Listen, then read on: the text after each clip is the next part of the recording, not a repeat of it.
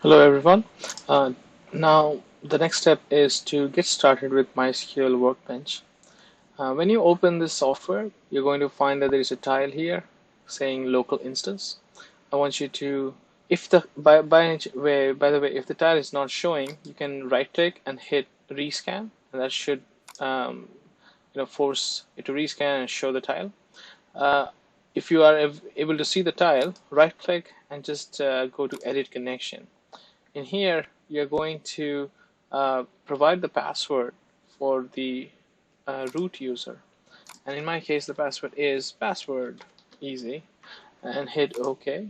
So now this password will be stored inside the software so that we don't have to repeat this process over and over again.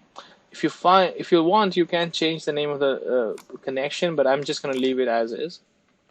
Then you want to click test connection, and this should be successful.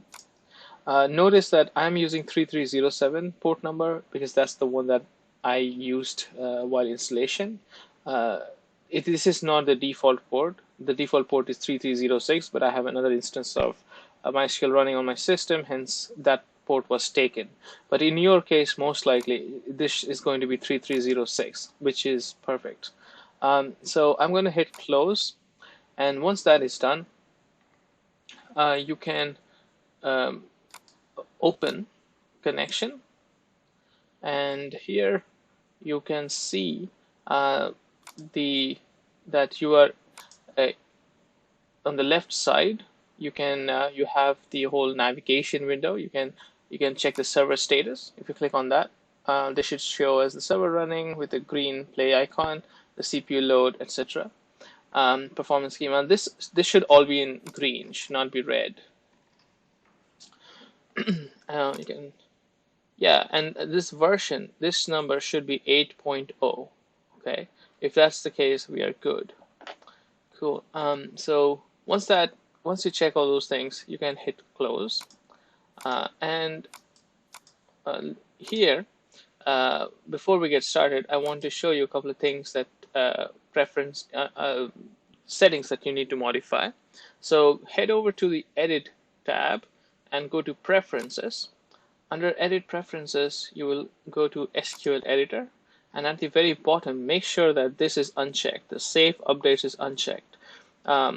If this is checked, you will not be able to perform some of the commands. This is done so that accidentally people do not modify data present in production servers. This is a failsafe. But in our case, since this is learning environment, we are going to leave this unchecked. The other thing that I have done is I have gone to fonts and colors and have changed some of these fonts and increased the sizes because the size was is too small for making videos. But you may or may not want to do that. You also have a choice to play around with some of these color themes. With that, I'm going to hit OK, and you will have this query one window where you can actually type a query. For example, I'm going to say just as a test, we're going to say show databases, and then I'm going to hit this lightning bolt icon, and this will perform the query, and result will be displayed as like this. Okay, so that's how you would execute queries. I think that's it for this video. I'm going to end it here.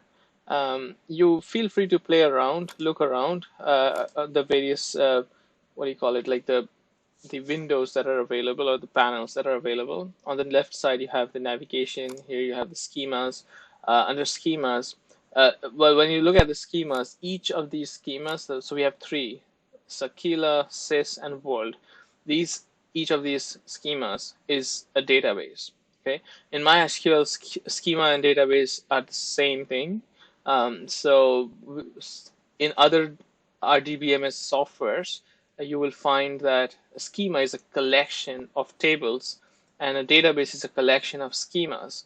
But in MySQL, the schema and a database make no they're the same thing. So and it's kind of confusing, and because in documentation of MySQL documentation, they use both the terms. So just remember that In MySQL, databases and schemas, you can think of it as the same thing. All right. With that said, let's stop this video.